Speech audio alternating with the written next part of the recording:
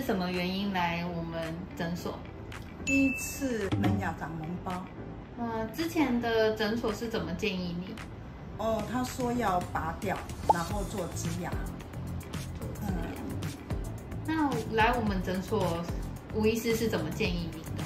哦，就说先做牙周病治疗，做雷射牙周病治疗。我们做完牙周病治疗的感觉如何？比较不会流血。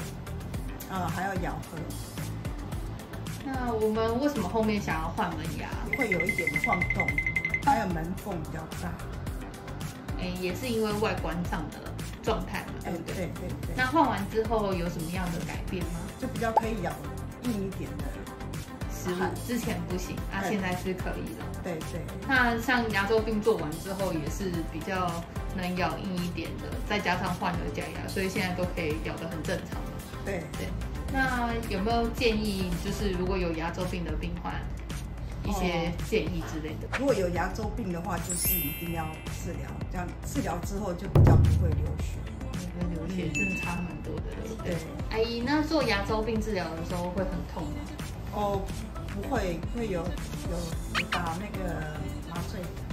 对，跟雷射嘛，因为雷射完之后伤口会比较小，出血量也没那么多，回家吃东西会觉得怪怪不舒服之类的。